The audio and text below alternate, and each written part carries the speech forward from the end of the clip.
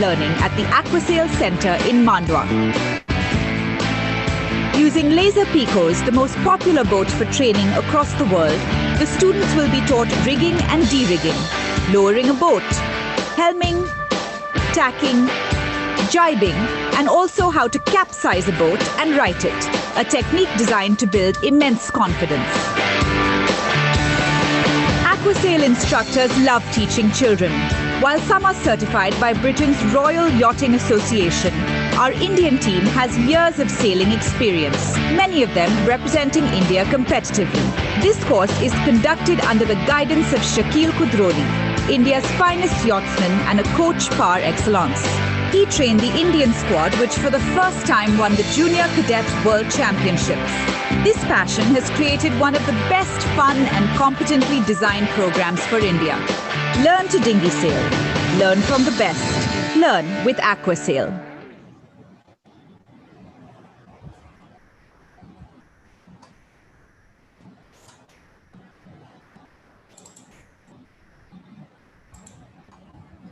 So good evening to everybody who's here, and let us welcome on board Sankalp. I know Sankalp before he knew himself. So here we've got an aquasailor who's been an aquasailor for I don't know how long.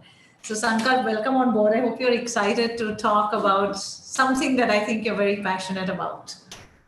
Hi Zia, thank you so much. I'm very excited. I love knots and sailing, and like you say, good conversation with you will be an exciting day.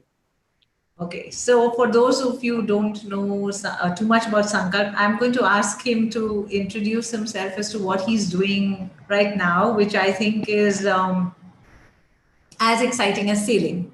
Okay, so that's one thing, which is I wish I could ask people to guess what he's doing. But he has been associated with the sea and the water and boats for a very, very long time. So Sankalp, you're what, all of 24 years in this world? Yeah, absolutely. Okay. A long time sailing. Yeah, so that's as long as he's been, and that's what it means to really live. Imagine if you can live all your life associated with the sea, then you've really lived. So Sankalp has been sailing a boat. He has sailed, he has raced, he has enjoyed a little bit of relaxing and long distance sailing, competitive dinghy sailing, falling off a boat, doing all kinds of fun musty with the boats. But I think the topic today is not going to be so much as what looks like the fun and glamorous part of sailing, but actually the nitty-gritty, the details of sailing. But before that, so Sankalp, you when did you start your sailing? What's the first time you remember seeing a boat? Go back as far as you can.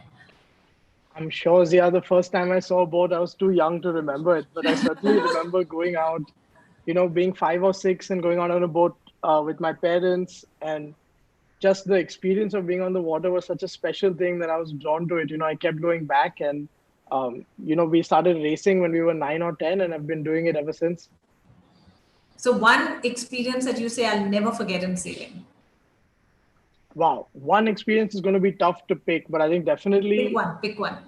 Outside of all the racing, I think the first time you go sailing on an overnight experience, when you leave shore and you really see the power of a sailboat and how connected the ocean is. I think the first time I went out on a biggish boat and spent the night on a boat and ate food, I think that gave me a whole new sense of what is possible and what one can really do. The power the sailboat and the ocean gives you. That was definitely a special moment. And that's at a very young age, to be able to just experience this itself is a life experience. What about the first time you sort of fell off a dinghy? Do you remember that? Your first very clearly.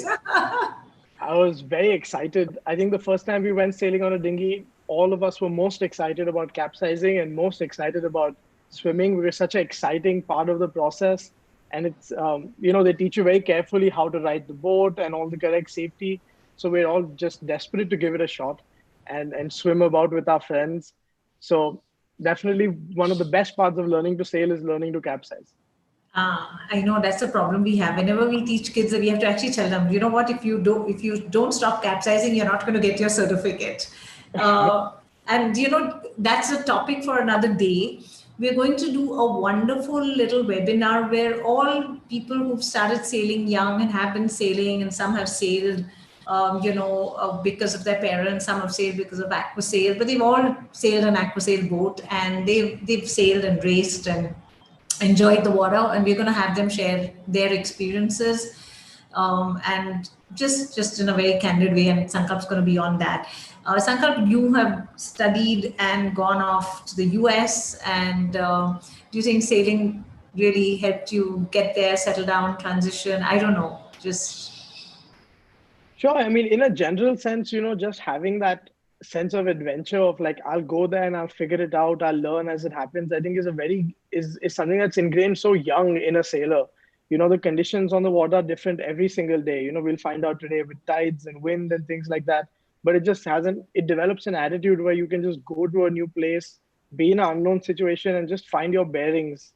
That's a good nautical term, but find your bearings and just, settle into what you have to do.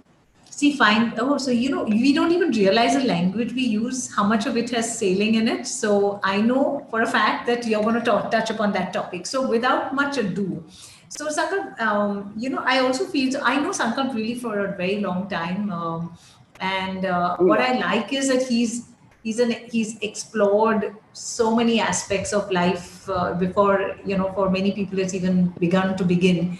And today he's doing something very interesting. Would you like to share it, or do you want to keep it a secret? Oh, I'm happy to share. I've just finished working on a novel that I'm hoping to get published. So it was a good 18-month long experience of just kind of synthesizing my knowledge and my passion for writing into a novel. So I'm excited to see where that project goes and what happens next. So all the best for that. Is called Exploring New Horizons, and having the courage, to do something which is so different, right? So fantastic. And we all just waiting for the day that the book comes onto the bookshelves. So here we go. And what Sankalp's going to talk about today is a topic called knots. And as we say in our sailors love to have many different words for sailing, for anything. So we have many knots. And I hope Aquasail through Sankalp actually ends up simplifying this and many other things. Stay on for the rest of the webinar, because besides knots, we're going to talk about just little things that people have always asked. What's, about tides and wind and speed, and just some really fun terms and words in sailing. So before we actually begin, I want to just say one thing. We've really rolled out a series of beautiful webinars. We've got fantastic feedback. Thank you for all those who've attended. Many are attending regularly. And we have a whole list of more coming up. And we just thought we'd put it up because a lot of people said, tell us in advance. So lots of interesting different kinds, whether they're more technical, like safety at sea, or whether they're just fun and experiential, like sailing life and the joy of cruising, or whether they are leadership lessons in sailing, life as a sailor and a business person. Sankalp's going to do something exciting with me, which is something we both like: books, movies, and poems. You just heard what he does, so that you now know the connection. Lots of this, but we're also introducing something new from this time. There are going to be workshops. So online workshops where you get a certificate in the theory of basic sailing, racing, windsurfing, etc. So those of you interested, just put on the chat box saying really interested, because for those we have very, very limited seats, and we really like people to sign up a little bit early for those. We also have, we're waiting for the season to start, and it's round the corner. We're hoping the wind will soon be in our sails. But we're still going to run this offer for a little while more. So if you want to grab your offer, call us, call Sanjeev from my team, and just let us know and take advantage of this, because it's a genuine 50% off on sailing. And we really need you to come on our boat and put the wind in our sails. So let's begin. We had asked everybody to get 2 pieces of rope. Let me see whether I have mine. Sankalp, you have yours? I've got my rope. Here we are. Okay, I actually had mine and I can no longer find mine, but oh, here it is. I've got my 1 piece. And then I have another. But like a lot of people who may not have two pieces of rope, I also have a blue shoelace and an orange one. And I think we can use this to know what knots are all about, because you're going to have a little bit of a practical session on knots. Quick things for those of you who want to enjoy this. We have lots of great slides, so you can adjust your screen to have half the PPT, and half the PPT will have the speakers. Please send in comments into chat, interact. We want an engaging session. If you have very specific questions, put them in Q&A, and do note our numbers. And we hope to have you all become sailors, get the wind in your sails and ours. Very quickly, before we begin, there's a beautiful boat out there. I got my own little boat out here. Okay, I love to look at it. I'm waiting to get on my real boat. Okay, and it's very much like, so let us know some quick answers. Have you sailed before? Would you like to experience sailing? Would you like to learn sailing? And I think we had an additional question, but I don't think it's there in this one, is if any of you are interested in actually doing an online workshop with us, whether for you, your family, your company, your school, please let us know. Okay, so we have quite a few people not having sailed, lots want to experience, and people are a little worried.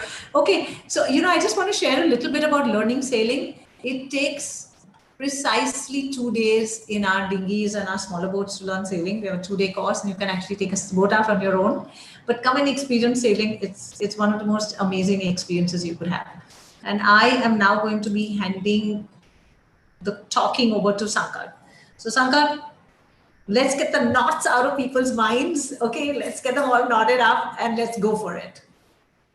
Yeah, absolutely. I think the first thing that we're going to talk about is just rope and rope care and how it's made and construction. These are all extremely important things to know, when you go out on the water. Like you say, the most fun part of sailing is that 1 or 2 hours when you're on the water and you're having fun.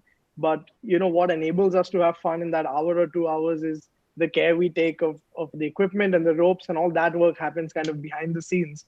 So I just kind of wanted to shed some light today on how varied the construction of rope is. And the reason the construction is so varied is because the uses are so varied.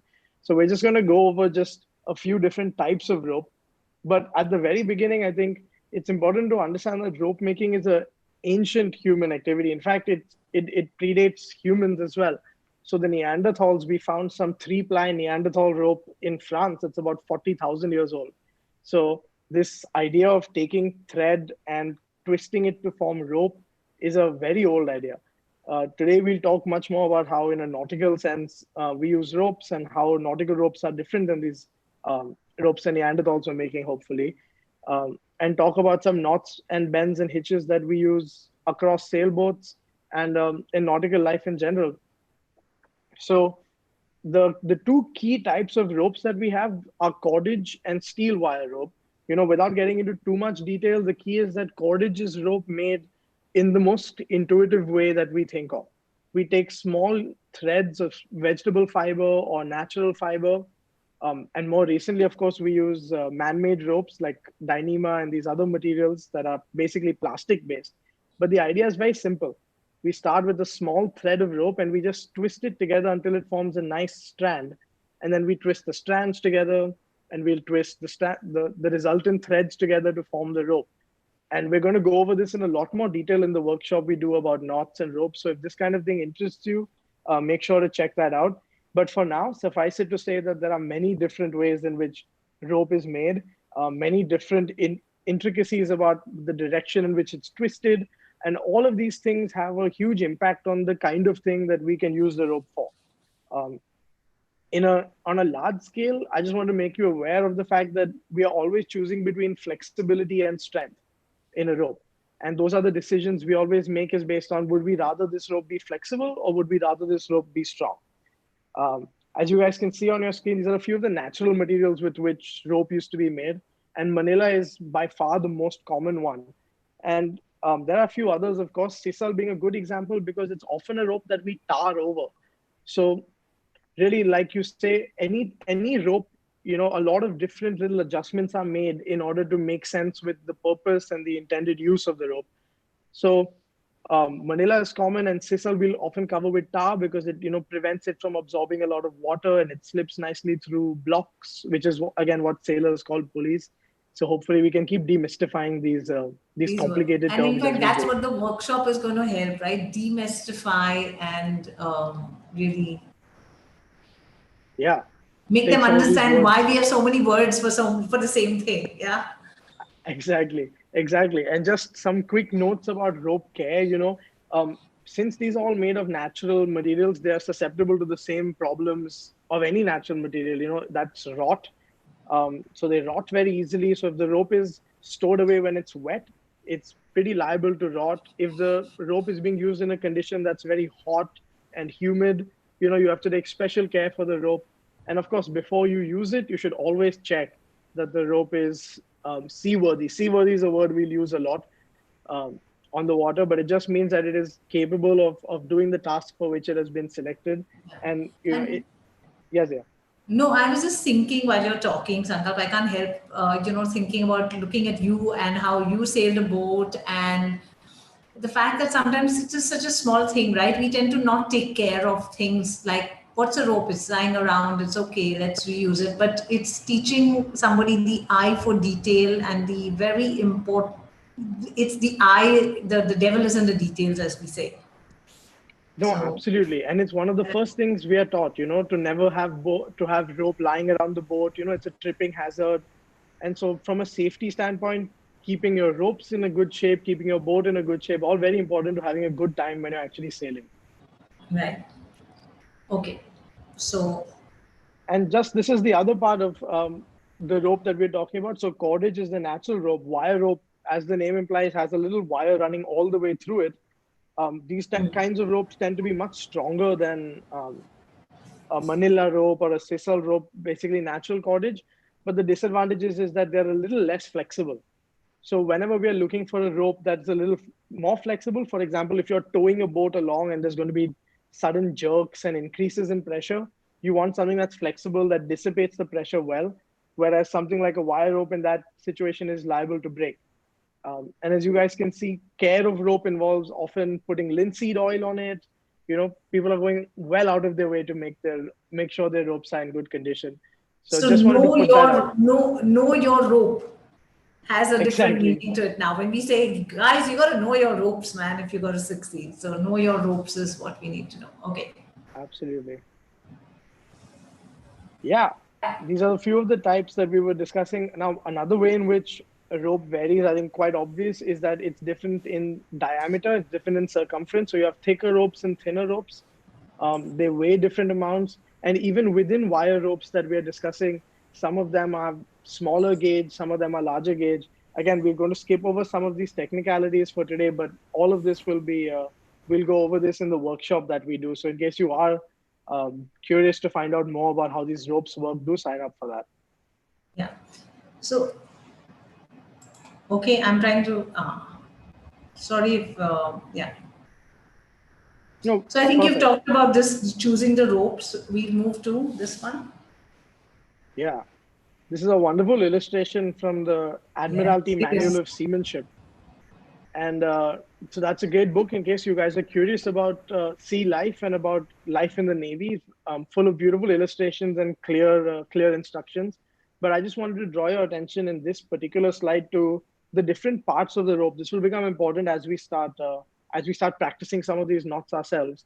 But the key thing to remember is that even though it's one long rope, we think of it as being in three parts. The standing part, as you can see, is fixed to the deck in some way, or it's fixed to some part of the rigging, and it takes sustained pressure. So we're looking for a strong rope that's not liable to be flexible at all, something that can take this pressure that we expect for the duration of the activity. The part that passes through the block or the pulley is the running part of the rope, and the part on which you see the sailor pulling, or the part on which you will be pulling when you go sailing, is the hauling part of the rope.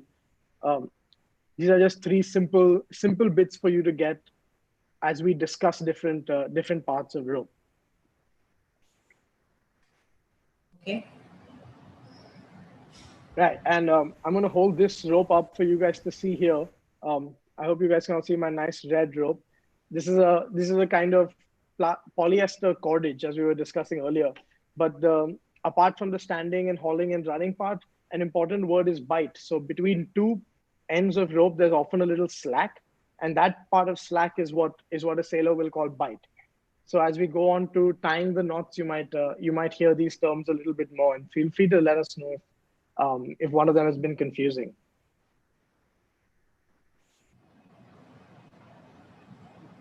So this is a very important thing. This is the last thing we're going to discuss really before we actually get into the knots. Yes, when we get into the knots, is whipping. So any rope, once you cut it, they arrive in large coils of rope. So you have to kind of decide how long you need your rope to be, depending on whatever you need the equipment for. And the Admiralty Manual of Seamanship reminds us, of course, that an unwhipped rope is a sure sign of a landlubber. So what is a whipped rope? No bigger insult, right? To call somebody a landlubber, right? So, yes, that is it's amazing. This tiny, tiny details. And as you said, of course, we go into much more depth and actually get people to understand all of these things in our workshops. And of course, if on the sea, seamanship and sailing go hand in hand. I mean, you can't be a good sailor if you don't know your seamanship. Yep. Absolutely right. And I included this bit about throwing a heaving line because as a kid, it was the most fascinating thing to me to watch, somebody on a ship throw a rope so far. And you always wonder how they do it. So I'm just going to give you all a quick little set and you can go online and learn further how to do it if you guys are curious. But the idea is that you take the rope and coil it up. As you can see, he's got it coiled in his left hand. And you want about a third of the rope in your throwing hand. So our instinct is to think that most of the rope will be in the throwing hand, but we have just about a third of the rope in the throwing hand, 2/3 of the rope in the non-throwing hand. And, with a straight arm, you launch the rope out and let it unravel from your left hand or your non-throwing hand. And there are people who can throw this as far as 70 feet. So there's a great skill to have, just to be able to fling a rope that far. I think very impressive, or maybe it's just impressive to us sailors. But okay, great. So we're about to get now. started. Let's get into the topic. Yes, perfect. So just this little slide is just to give you guys a sense of what the different types of actions we'll do with the rope are. Of course, I think one is the most important one for you to see. It's a bite. So it's just any slack in between two ends of a rope. A round turn and a half hitch, as you guys can see, quite self-explanatory. And the last, the fifth one is the overhand knot. It's really what we think of as a knot when we, in layman speak, think of a knot. And we're going to go forward to a reef knot and use this little overhand knot. Okay, so Sankalp, this sounds like dancing. A turn, a twist, really? A hitch. Okay. Hey, it does. Yeah, it does. Okay, so let's begin. Let's get them all knotted up. But before you do that, Sankalp, we've got an audience question. Okay, very quick one. Let's see, because you, I know you might just give it away. Let's see everybody's quick knowledge of boating. Okay, which of these is not a name for the figure of eight knot? Which is another word for the reef knot? Which of these is not? Okay, please remember, it is not another name and it is not another name for reef knot. Okay. Looks like we got a lot of sailors over here. And which knot is ideally used for? I have to see the last question. Okay, let's see what our answers we've got. Sankalp, you want to share? I'm going to get the poll off mine. And you've got a lot of people giving half. I mean, everybody's not got it, okay? I don't have the poll in front of me. I shut it, but maybe somebody could tell us. Yes. Come on. We had about half the people get the figure of eight knot right. So the Spanish knot is the right answer. The Spanish knot refers to a different knot and not the figure of eight knot. There's no Spanish. Okay. And the reef knot, of course, the answer to the second question was figure of eight knot because that's the other knot we had discussed. Yeah. And the knot that is ideally used for mooring to a ring or for rescue is the bowline. Okay. We're going to learn all these knots in the next 10 minutes. So you guys are going to be ready to do some rope work in a bit. Absolutely. So come on, guys. If everybody gets their ropes together, let's just see in the chat, how many people have have a rope and get to Sankalp. You're going to, which knot are you going to start with, Sankalp? We're going to start with the reef knot. Okay. And it's going to be one of the easiest knots. Yeah, we can go ahead to the next slide and look at a nice illustration of the reef knot. I have to go to the next slide. Okay. Yeah. Perfect. Oh, we can skip this slide as well. Just to give us a sense of the different things we use knots for, but that'll come up as we do it. Okay. All right. So here we can go back a slide to the reef knot. But here you guys can see two different ways of tying the reef knot. Okay. The next slide is the reef knot slide there. This one? Yes. Yeah. So yeah, I've got two ropes of two different colors to show you guys. But the key rule that they teach us when we are learning the reef knot is left over right or right over left. Or you can do it in any order you want. But the key thing is that okay, so what we're going to do is, Sankalp, 1 second. If anybody who does the knot both times properly, Sankalp, can you all hear me? Hello? Anybody who does the knot after Sankalp demonstrates, please put your hand up in the chat box, and we will allow you to show your knot. Perfect. All right, so I'm just going to start with my blue rope in my left hand and my red rope in my right hand, and I'm going to do it left over right. So I'm going to do a twist of the rope as such, and you guys can see this is just a simple knot in the rope. And I'm going to do the same thing, but this time I'm going to twist the right hand side over the left hand side, and as I finish, you'll end up with a shape something like this. And this is a reef knot. This is an extremely useful knot on the water because it can join two ropes that are of the same size together. So if you ever need to connect two ropes to make a longer rope, this is a great knot. And one of the great things about this is that it's not at all liable to slip. So once you tie it, you can be assured that the rope will stay in place, that the knot will hold the equipment right. And one of the places we'll use this while sailing is often to tie the sail to the mast, because the wind is always pushing the sail. It wants to pull it away from the mast. And we'll often have very, very specific dimensions that we want the distance between the sail and the mast to be. So that's when we'll use a reef knot. You know, we can get it down to a millimeter level and know that if you want 5 millimeters between the sail and the mast at this point, you can tie a reef knot at 5 millimeters, and you can rest assured that the knot will stay exactly where you left it.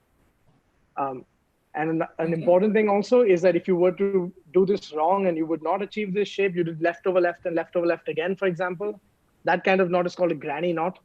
And those are not welcome on the water because they're quite liable to slip. So you should always check at the end if you've got the reef knot right. And of course, you'll be able to tell it's a very recognizable shape. Anybody wants to show us their knot in the chat? Sankalp, has anybody said, hey, I want to show a knot? Let me check. I can't see the chat. No? Okay, let's move on to the next knot then. Let's move on to the figure of 8. Let's do the next knot. This is a very simple knot. Smriti Mehra has raised her hand. Can we, while you're going to the next knot, let's have Smriti showing us her knot on video.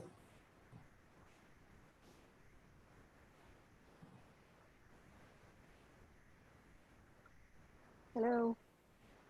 Smriti Mehra. Okay. And Sankalp, let's go with the figure of 8. I've got it already, the figure of 8. Hey, that's cheating, Zia. You have to do it in front of all of us. So we know you really did it. I was practicing before this session, Sankalp. Good. Figure of 8 is the easiest knot.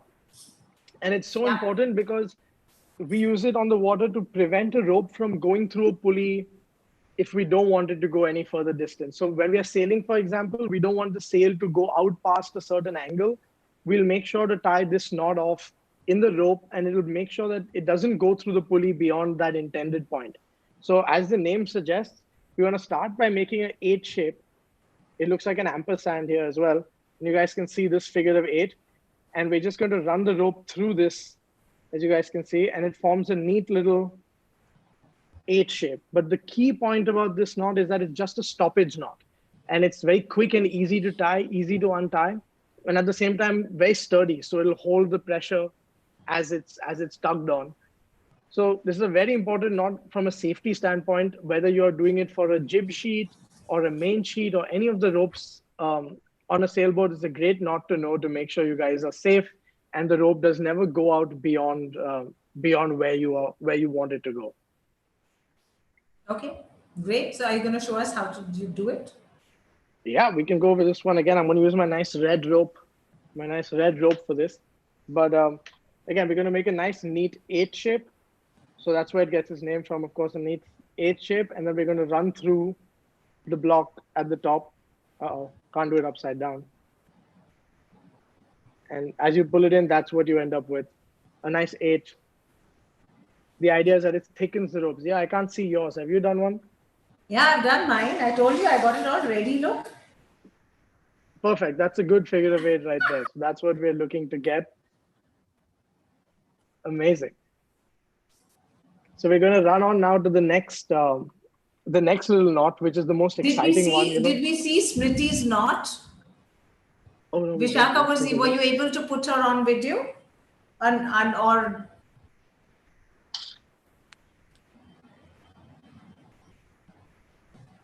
okay, let's move on if we can. We will. Anybody else who wants to show their knots? Come on, guys. We want to see some participation. So if anybody who's done it, put your hand up. And Vishaka, who's doing the back end, please figure out how to get them to be able to show their knots. Okay, the Clove Hitch. Come on, this is a lovely knot. This is a very nice knot. Sorry. Hi, Smriti. Hi, Smriti. Come on, show us your knot. Let's see if Sankalp approves of your knot. I opened it up to try the figure of 8. Oh, that's all right. We'll take a look at your I'll show you guys the next one. All right, fair enough. Okay. All right. Amazing. So we're now going to do a Clove Hitch. And again, here it comes up, why are we using all these different kinds of knots? The last 2 knots we wanted to use because they were extremely strong and they were not liable to slippage at all. The Clove Hitch is liable to slip. So after we tie it, we'll tie it onto a spar. So I'm going to tie it onto this section back here. But you'll see that it moves sideways very easily. But the key advantage of this knot is that we can adjust it at a moment's notice. So many times when a sailboat comes alongside a larger boat or it comes to a jetty, you want to be careful about the contact that it could make with the other boat. So we use fenders to do this. They're like big rubber tubes that are tied to the side of a boat. And you have to adjust the height of the fender very quickly. There's often many fenders along the length of a boat. So when you go to Gateway, you'll often see people running up and down to adjust the fenders. And this is what they're doing. So this Clove Hitch allows you to adjust a knot very easily to kind of fix it off in a certain point. So just to bring across the point that not all knots have to be super strong and hold indefinitely, but some knots are meant to be quickly adjustable. So we're going to do this Clove Hitch. You're going to need a spar or some kind of... So Sankalp, it's like, one of the questions we forgot to ask everybody was how many knots have they tied today? So guys, while we want to see the chat box from morning to today, you must have tied some knot. I mean, jammies or a grocery bag. Come on, let's see how many knots you guys have all tied today. But yeah, come on, show us the Clove Hitch onto the bar. We're going to run the Clove Hitch onto this bar. So the key thing is that the rope comes through over the bar once, and we make a second loop going over the bar, and we pull it in. So that's the simple Clove Hitch. You guys can see it. I hope you guys can see it up here. Yeah, we can. But it's tied, and as you can see, it'll slip sideways with ease. So there's no problem slipping sideways. But as I pull on it, it retains its pressure. I can put quite a fair bit of load on it. And this is sort of the key feature of this knot is that so that if there is pressure pulling it sideways, it doesn't risk pulling the railing out of the boat and instead just slides. So it's easy where it needs to be easy and strong where it needs to be strong. And that's often the kind of thing we're looking for with a... And then I think that's that seamanship. I mean, I've always fascinated by how quickly sometimes on a boat, the person is steering, there is very little time between adjusting your fenders and it can cause boat damage if you don't. Yeah, if the boat fenders are not. So fantastic. Anybody's doing the Clove Hitch. Oh, you're doing a bowline also, Sankalp? Do we have time? This is the last one. Very quickly. One last one. This is the most exciting one. So I thought we must do this one because we use this bowlines. This is the one with the story. Okay. This is the one with the story. So we use bowlines to make a little eye at the end of a rope. So it gives you a little loop. And it's a very strong knot. And one of the great things about it is that it gets stronger when you pull it. Wow, that's some big thunder there. Yes, there's a lot of thunder. Yeah, good day to talk about sailing. But this knot will get stronger as more and more pressure is applied to it. So we're going to do this one. This one's going to be a bit trickier than the ones you've done before. So Smriti, we're watching out for you getting this one right. But the first thing we're going to do is we're going to put a little bit of an eye in the rope. So you got to twist the rope over just like this to make an eye, as you guys can see in that first illustration. I'm going to hold it like this so you guys can see clearly.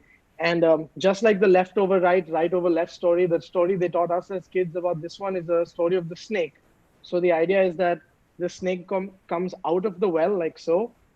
Out of the hole, snake hole. Out of the hole. I'm sorry. Snakes don't live in wells. This has been my failure of training. But goes around the tree. So the snake comes out of the hole, goes around the tree, which is the left part of the rope, and then it returns back into the hole. Yes. And as you tighten this, you'll get a nice loop at the end. Here's your loop and here's your rope. And you can see here, this is the shape we're looking for from a bowline. It looks rather like the reef knot. But the wonderful thing is that as I pull more and more on the rope, it gets tighter and tighter instead of getting looser and looser. So there's only one way to, well done, Zia. There's only one way to undo it. And as you guys can see here, there's this nice loop part, and you twist the rope over and you just pull it away, and it comes apart so easily, the knot. Yeah. So that's the great advantage of it. On a sailboat, we'll use this to do really anything where we want an eye and we want the eye to remain in place. So a common time is, like it says, when you want to hoist the sail up, at the beginning, you'll tie a little bowline to the head of the sail and hoist it. It'll go all the way to the top, and it's a knot that you know will not slip. So especially with something like a mainsail, you want to make sure it's not coming down at all. So yeah, this is a knot that you can trust. And it's a little difficult knot, but it's such a useful knot, right? So I think there are these 6, 7, 8 knots that a sailor must know, because a non-sailor, like we say, if you don't know your knot, tie or knot, but that can be a very dangerous thing to do if you do that. So you want to talk about, just as much as you like heaving, you might want to talk about belaying, right? Yes, I'm a big fan of belaying because it saves you the trouble of tying a knot. You know, so like you guys can see this object on the left is called a cleat. You'll see them all over boats. And this object on the right is called a staghorn. So you'll see them at ports and when boats are tied alongside at a marina or where they're stationed. But the wonderful thing about belaying is that it's just the process of taking sufficient turns so that the friction itself holds it together.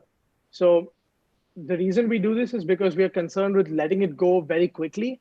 So we want to release the rope at a moment's notice. So you might just belay it instead of tying a knot, which could cause a snag in the release.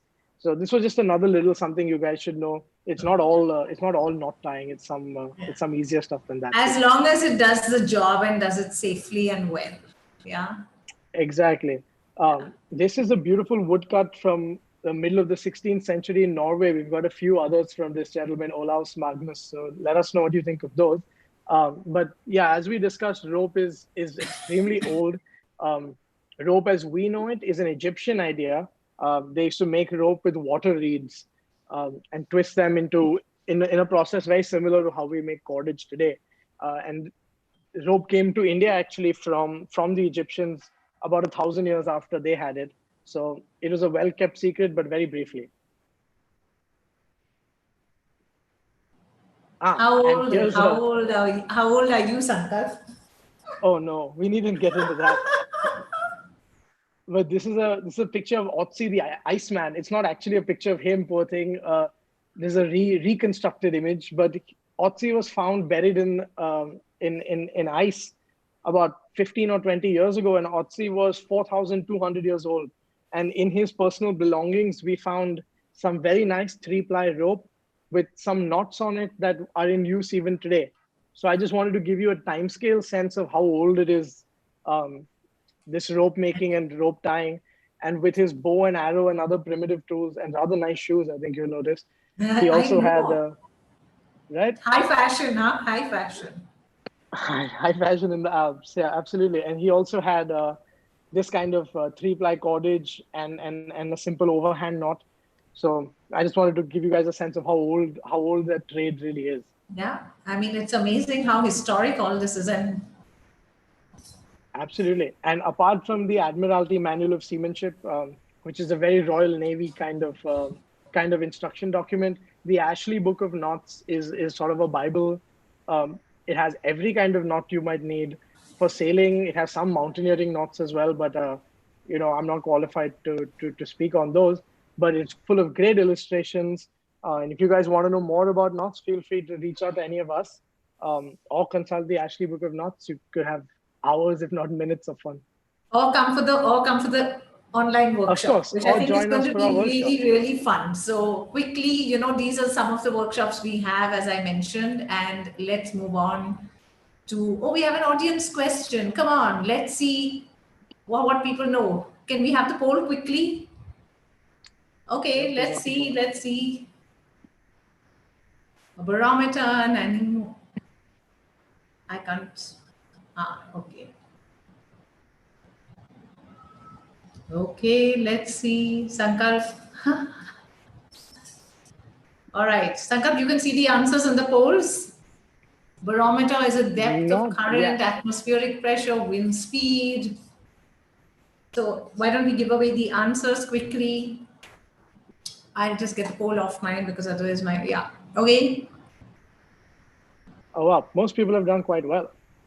Most people have done quite well. Interesting, huh? To see the answers. Yeah. So give a quick one, barometer.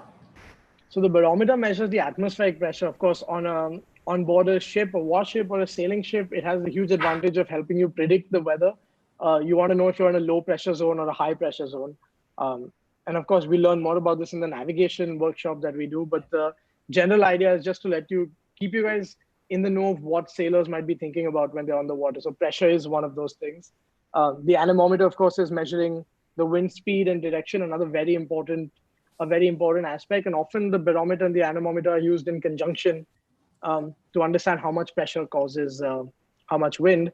And the very last answer for Aquasail boats was the beach sailing fiesta. And this is a great time. You can see all these beautiful, colorful boats. So it's an opportunity to get out on the water and try your hand at all these different boats, and some kayaks and some windsurfers as well, if you can fit it all in one day. Absolutely. It's like a fun beach picnic. And that's the beach sailing fiesta. We do it for individuals, groups, corporate groups, families. Mandwa, Goa is just a fantastic, beautiful experience. Okay, Sankalp, that was a heavy topic. How did everybody enjoy it? Come on, guys, let's hear some comments in the chat. And I am looking forward to now just some fun, little bit more of some information about, people have asked this very often. I've heard a lot of customers saying, oh, but can you sail when it's low tide? Or can you? And I'm like, it's really, we're more bothered about the wind. So Sankalp thought he would share just a little bit, and he's got a lot of slides on tide, but we're just going to do one slide, and we're going to take detailed, all of this in detail in a workshop. So Sankalp, quick one. What? Yeah. Guys. Well, essentially, we all know that it's something to do with the moon that causes the tides. But often we think...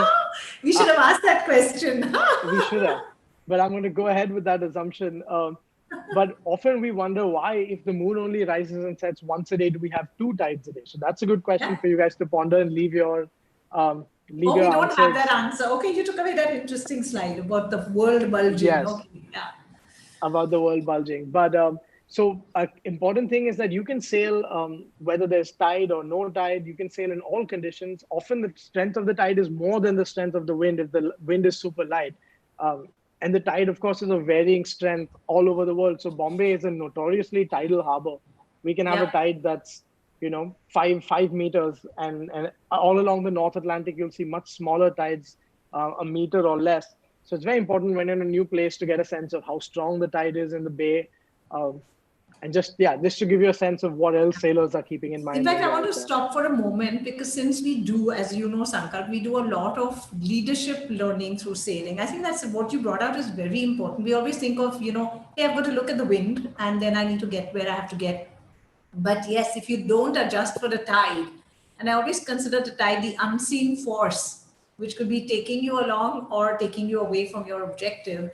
But maybe just that one thing about how Bombay has such strong tides, you could maybe explain why a tide is so strong, volume of water and stuff. A lot of people ask these questions. Yeah, just the bay is actually much, a lot of water is flowing right into the group of islands, the 7 islands that comprise Bombay, and flows right out to open ocean. So the strength of the tide is really a function of the mass of water that has to move. and a stronger tide is moving a larger amount of water. And of course, as we'll see in the next slide, the relative position of the moon has a huge impact on it. So seasonality has a huge impact. We have spring tides and neap tides. Here's actually a tide table for today. So you guys can see that we had a low tide at 11:21 and just high tide at 4:35. So about a half hour before we started. But yeah, these tide tables help us kind of make sense of what's going on. I think the only thing Bombayites know is that when the tide is high and it's raining a lot, we get flooded. Yep, I think that's a very key piece of information to have. For sailors, as you know, before you go out, you say, what's the tide doing? What's the wind doing? What's the weather like? And you learn to deal with so much complexity. Okay, now I found this really fun. I mean, Sankalp brought this up, and let's see.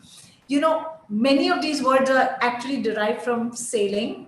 And let's see how many of you, I know there are lots of sailors here. Come on, which is not a sailing related term? Come on, which one of these is not sailing related?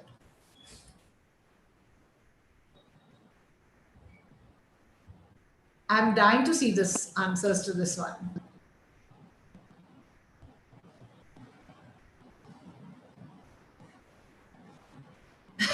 Come on, guys, I want to see the answer. And what I'd like at the same time, if you all have finished answering, is I want to see, can you write down words that you have used, in your day-to-day life, which is sailing. Let's just see some words in the chat.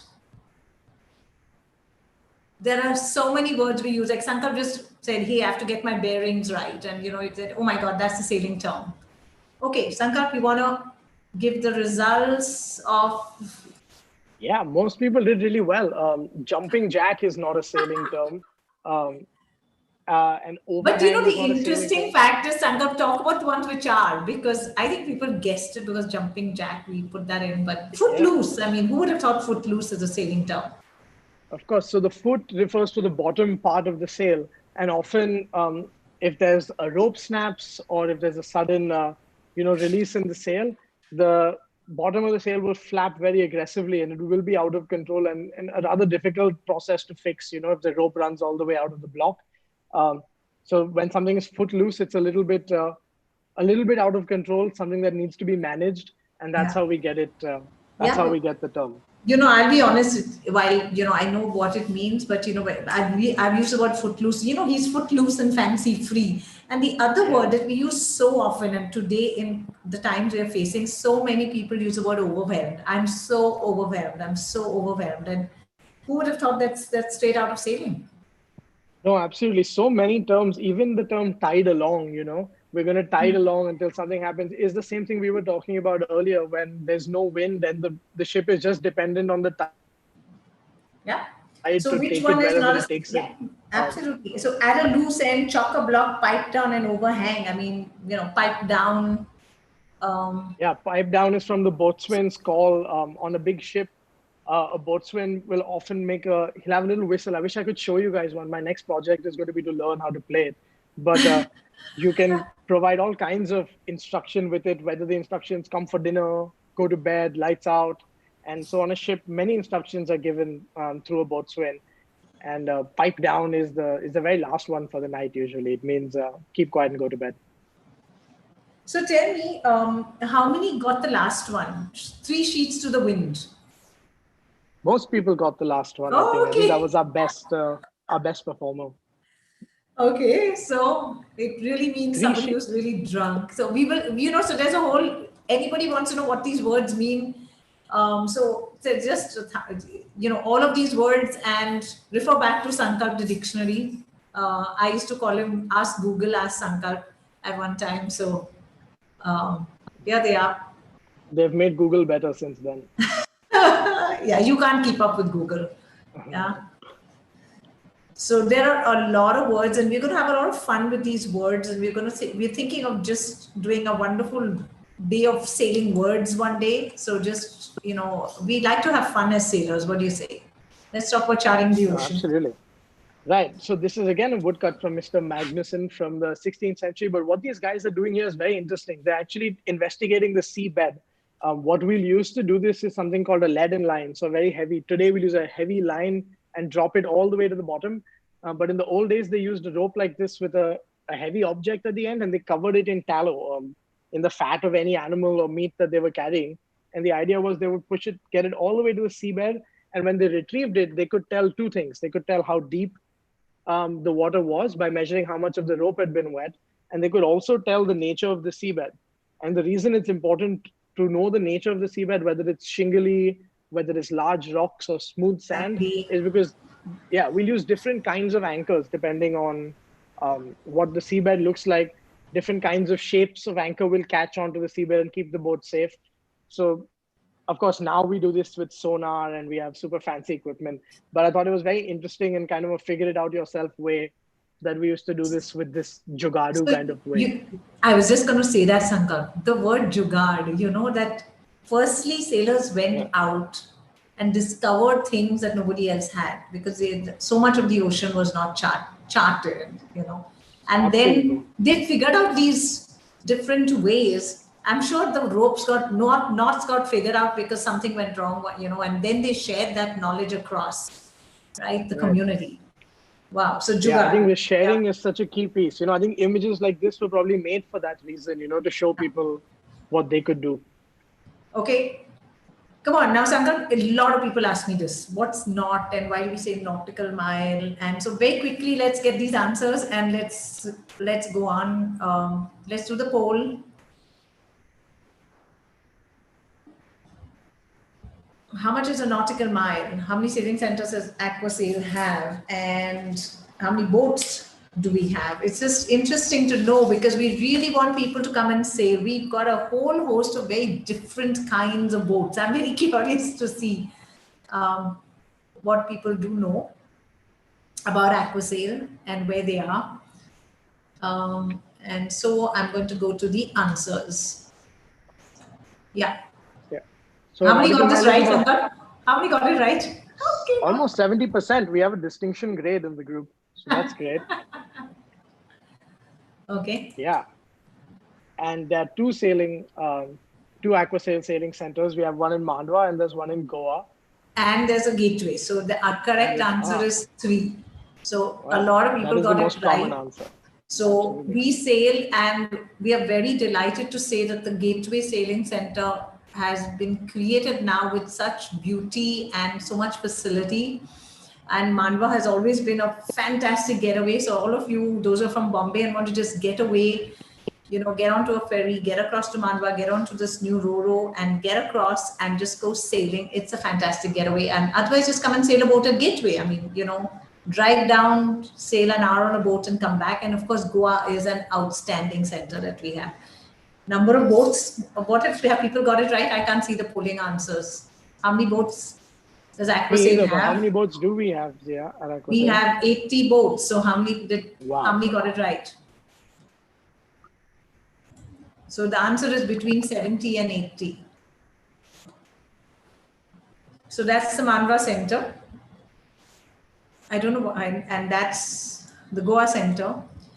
And that's your explanation for these. So we will get into what is a nautical mile. We want to say it in the interest of time very quickly, Sankalp, because I want to go to the next 2 topics. Yeah, we just divide everything into 360 degrees and every degree is 60 minutes. So 1/60th of 1 degree, the distance at the widest point of the earth. So any of the great circles of the earth will give you 1 mile. It's arc minutes. That's how your GPS and everything calculates it.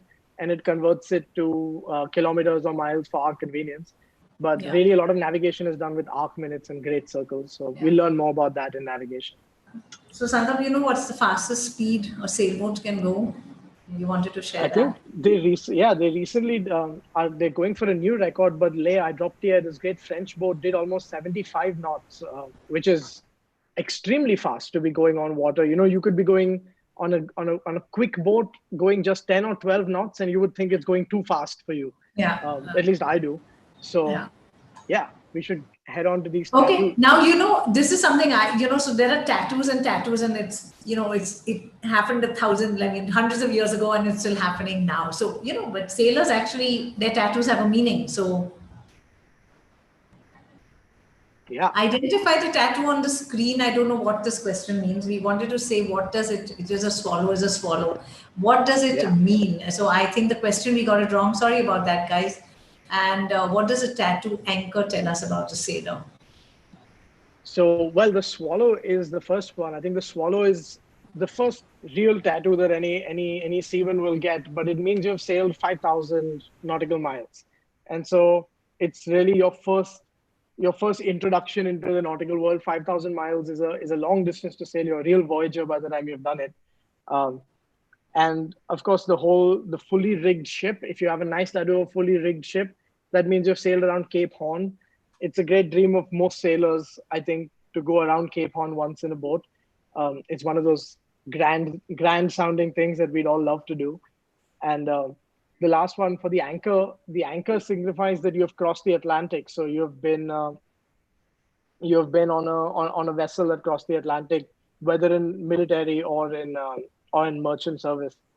So when you see a sailor full of tattoos, all those tattoos usually have a meaning. They're almost like a rank, and they'll tell you something about the sailor. Okay, I want to ask anybody knows the connect between tea, which we are a chai wala country, we love drinking tea, and sailing? Just put your answers in chat and let's see what comes up. Sankalp, just see what's coming up in the chat, because if I can't see, is there anything coming up in the chat? Tea and sailing. Chat. And is anybody can name somebody who is really highly associated with tea and also with sailing? Come on, let's have that. Oh yeah, that'll be a good one. Anyone who's got very highly associated with tea and sailing. And that's also associated with me, by the way. I love to drink tea, as you can see. Here's my teacup, which is always there, and it always is a big teacup. But besides that, there's a reason why. It's the first company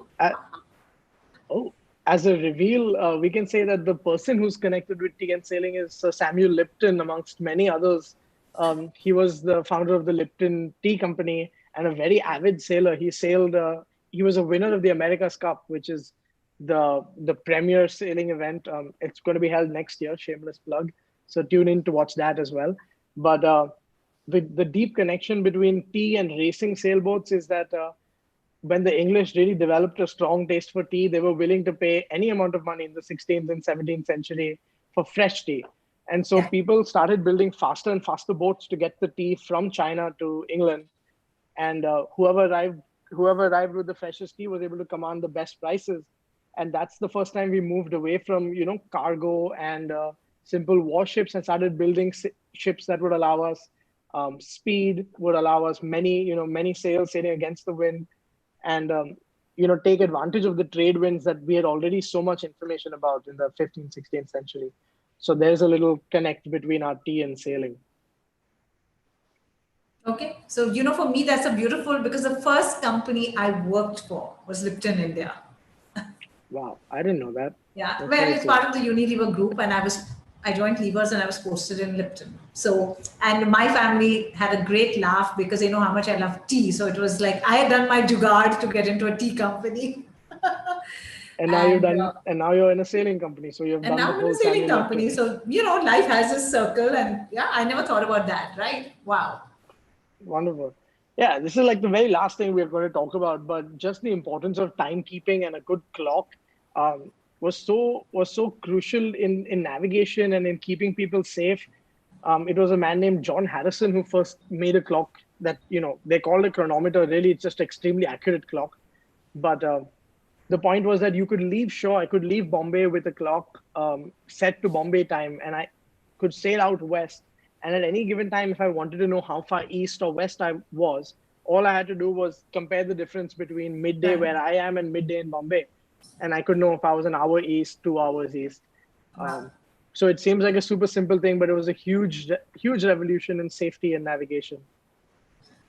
Okay, so I think that's what we call knots, tides, and a lot of other things, flotsam, jetsam, everything, thrown in.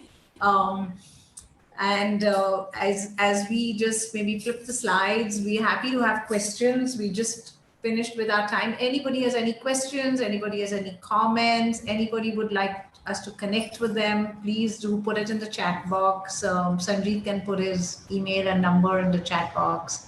And I want to just thank everybody for having come, taken the time out on a Saturday evening.